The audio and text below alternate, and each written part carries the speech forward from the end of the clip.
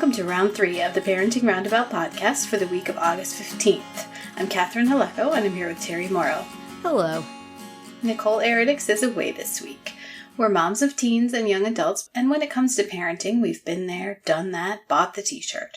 But we're still waiting for that day when we'll reach the finish line and have no further need to lay down in a dark room with a wet rag over our eyes worrying about something or other. Wednesday is complaint day here on Parenting Roundabout, and today we're complaining about home ownership. It's wonderful.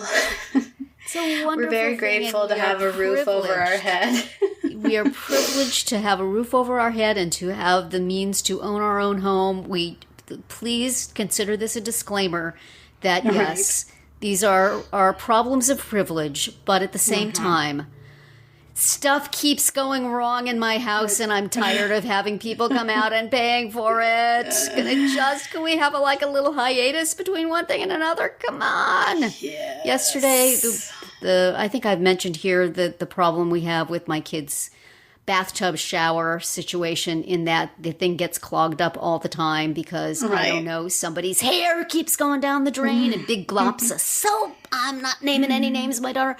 But, I kept putting my daughter off because we had some work done. We'd had a handyman out to fix our front steps and to paint our garage door, which I thought of as minor jobs, but it was way more expensive than I expected. So I said, hey, can I have one round of credit cards before we do the plumber? Can you just have an ankle bath for a little while longer?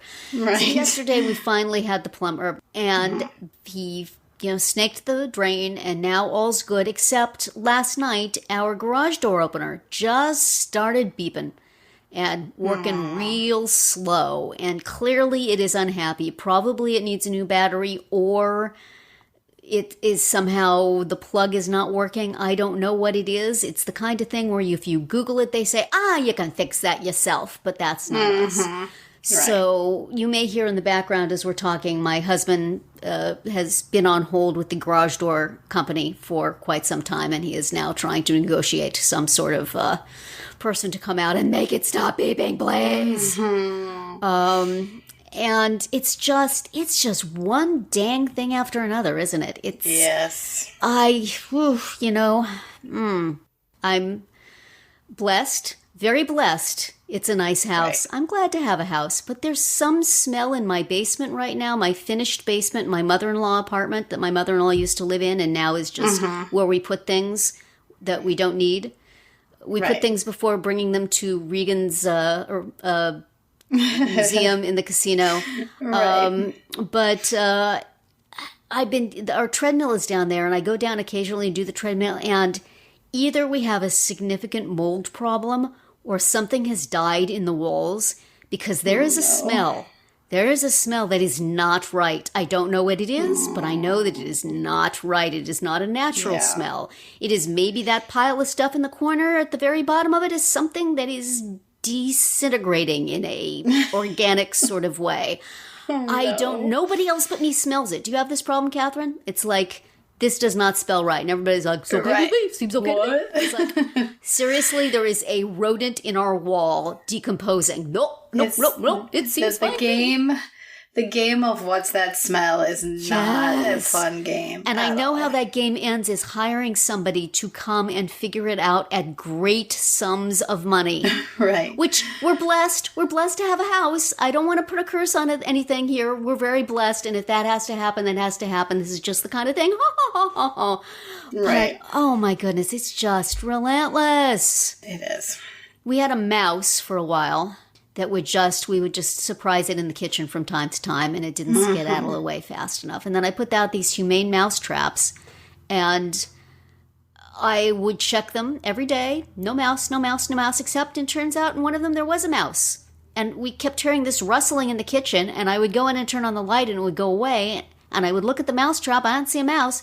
Turns out there was a mouse in there for 3 or 4 days in mousy hell. So it's like, now I'm waiting. Well, do I dare put out another one? Is there another mouse? How do I make sure that doesn't happen again? Because, oh my gosh, you little mousy. Yeah, but they don't smell when they're alive. That's true. So yes, there may be more mice either dying or pooping in our walls because there is this smell. So we've gone through a little bit here, a little bit of time here where it seemed kind of relentless. And of course, it had to be the summer where my husband wasn't working because he works for a college and he decided to take the summer off, which great. Right. One less paycheck. Okay. Let's have all the house repairs now. Right. But at least he's around to make the call and be the person that is dealing with. Or to be the person anyway. The making the call part is difficult. But yes, I do schedule it when he's around. So that is another reason why we've done a lot of stuff in the summer, so that he can interface with the repair person. But still, I'm exhausted. Well, we just had to have some stuff done, and it was scheduled for a few weeks ago, and then they rescheduled it, and for a time when my husband was not going to be here. And I always get like, oh no, like, don't make me, I don't want to be in charge, because if they have questions or, you know, like, do you want us to do it this way or that way? I'm like, I don't know, you know? So I was very nervous, but it was fine. The crew was very nice and it all seems fine. So we had, you know, like also in our basement, a part of it an area where it would leak sometimes. And have like great puddles of water, like if it rained a lot, right? Yeah. So, we used to have that in our old house. You know, we would basically like sop it up, you know, get a whole lot of towels and sometimes even the shop vac and deal with it. But finally my husband was like, no, we have to fix this. Yeah. You know, like we can't ever sell this house unless we fix it. Yeah. Yeah. So he scheduled it. And of course, you know, and it was a while in between when he like got the estimate and then that they set the date for when they were going to come. Of course, did it ever leak one time during that period? No, it didn't. Oh, golly. But now, you know, the base, now we have a fancy new sump pump that's got a Wi-Fi controller. Oh my gosh. Like a remote control. So I will not be figuring out how to use that. That's well, you are very nice to be worrying about how you would be able to sell the house, because when we bought our first house, just before we got married, we bought a house, and it had a finished basement with carpeting. And when we were down there, the question of, do you ever get water in the basement came up, and they said, well, no, we wouldn't put a carpet down if we had water, would we?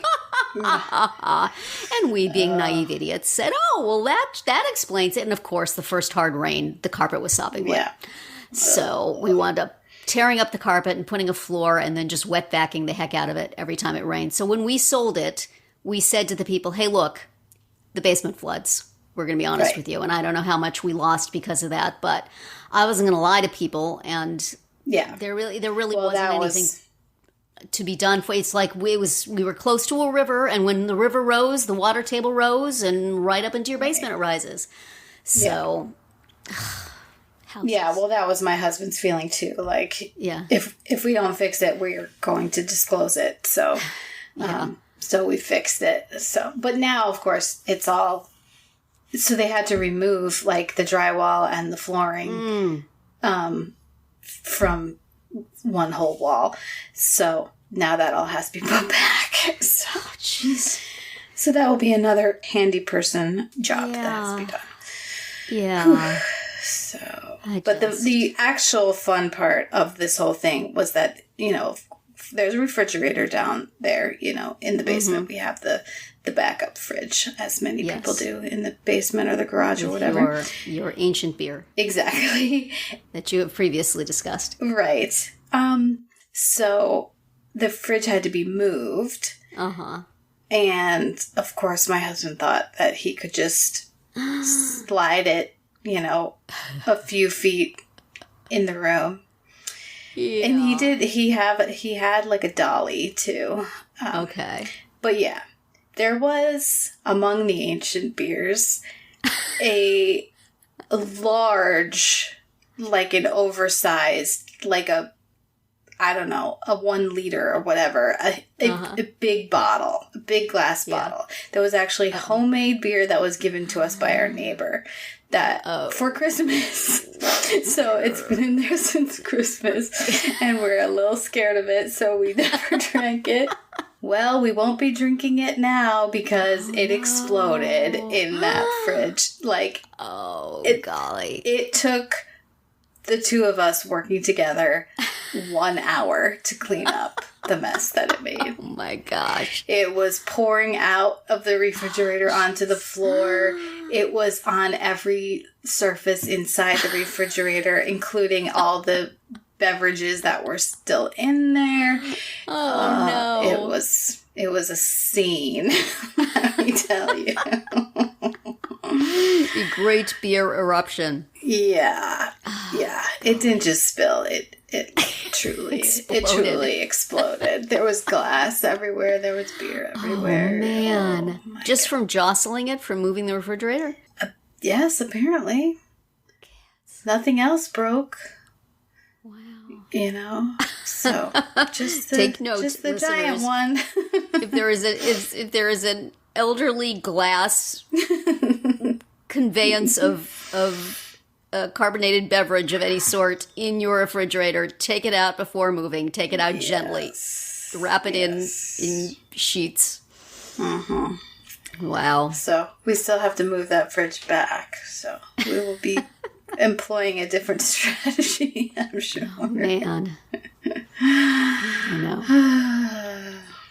But I will say, you know, I was nervous about the actual work, and because, you know, I was told it'll be loud and it'll probably take several days, and, you know, and I'm thinking about dealing with my dogs who will be freaking out and unable to go outside because I won't be able to leave the back door open for, you know, like all this stuff.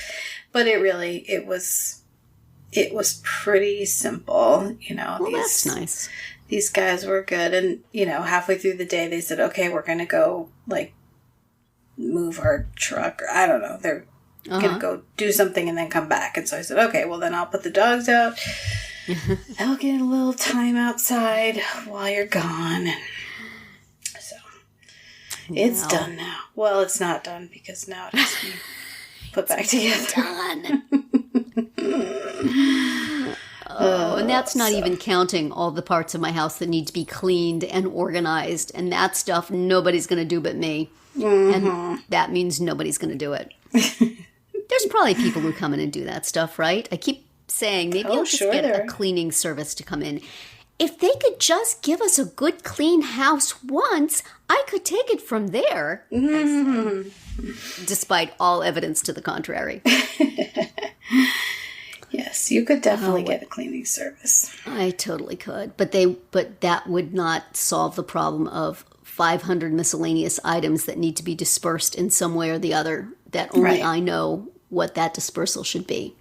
Right. So, well, for that you need the professional organizer. I need Marie Kondo to come here and say, none of this is giving you joy. Get rid of it. Get rid of it all. But well, I saved those bags for a long time, and we needed them for the grocery store. Maybe we'll need these VHS tapes. You never know; it could come back. Again, that was something that Regan put in her museum. So that's right. Yes, if you have a story for it, then it's worth. If only I were Minneshanka, I could put it all in a box and ship it to her. Well, it is all podcast fodder. So that's correct. We're saving it for that. Excellent. But that's it for today's round 3. Tune in tomorrow when we'll obsess about sponsored events, and then on Friday to see what we've come up with for our roundup picks this week. Find all our episodes at parentingroundabout.com and talk back in the comments there, on our Facebook page, or on Twitter, where you'll find us at Roundabout Chat.